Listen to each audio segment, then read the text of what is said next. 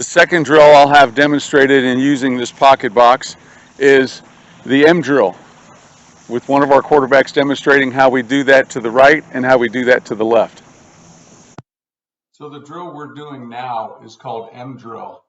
And we do M drill when the defense has jammed our receivers and not allowed us to throw in rhythm. And we call it M drill because Caleb is going to do this drill and it's going to look like an M.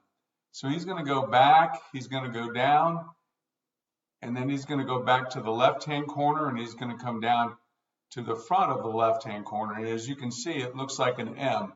So that's the reason we call it M drill.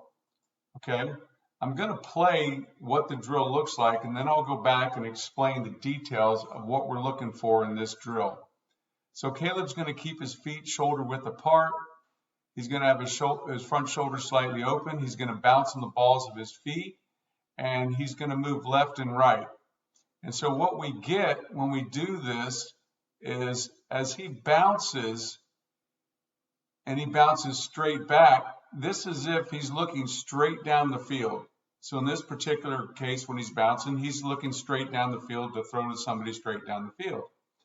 Then when he gets to the top of that cone, he's going to turn his shoulders and bounce facing to his right or our left. And that would be like he's dropped back and his primary receivers are on the right side. When he gets to the middle cone, he's going to turn his shoulders again. And now it's as if he was throwing to the left or to our right. So we're able in this M drill to get him to bounce on the balls of his feet and sit and wait in the pocket for the receiver to come open. That could be a second window throw. It could be going from the number 1 receiver to the number 2 receiver. But what's happened is he's looked to see if his first receiver opened, and he is not. So as you can see right here, he's bouncing on the balls of his feet. His heels are not hitting the ground. The other thing is those feet are armpit width. So why this is important is this is the width of our stance, as it allows us to push off our back foot, get our front foot down quickly and throw the football. So we want our feet to stay in this armpit / shoulder width position the whole time, so he can turn that front toe out in the direction he wants to throw quickly. If his feet were closer together, then he would have to take too long of a stride, and his foot may end up being somewhere out here, and that too long of a stride is going to delay in getting the ball out of his hand, because we know that you can't start the throwing progression until your front foot hits. Okay, so in doing this drill, we want our feet shoulder to armpit width. We want this front shoulder open the whole time, no matter what direction that he's facing, whether it's straight down the field or left or right as he bounces. We want his spine to be nice and straight so that his posture and his balance is the same the whole way through. We want this ball to be held right on his sternum and not move. So we're going to look at that. We want to make sure his head stays centered right down his spine as he bounces the whole time.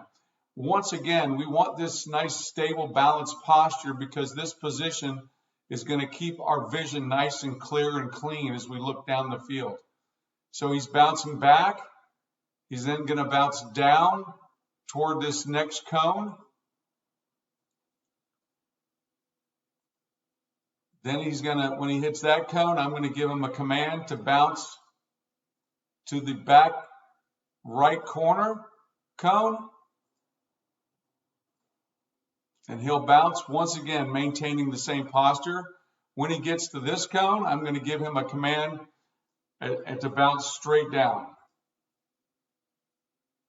And then that's going to finish the drill going in that direction. But we don't just do the drill in one direction. We're then going to do the drill in the next direction. So we're also going to do it going back the other way. So here's Caleb doing the same drill going in the opposite direction. Straight back, down to the middle, and then going back to the left-hand corner cone, and then down to the middle. All right? So we do M drill forward in terms of going to the left as we look at it, or his right. Then when we finish that, we come back and we go back the other way. So we do it 2 ways, left, and then we do it right. And that's M drill, which is once again used when the quarterback does not want to leave the pocket and uncover the lineman's blocks. He wants to sit right in the middle of the pocket, but he has to have some type of footwork to patiently wait for a receiver to get open.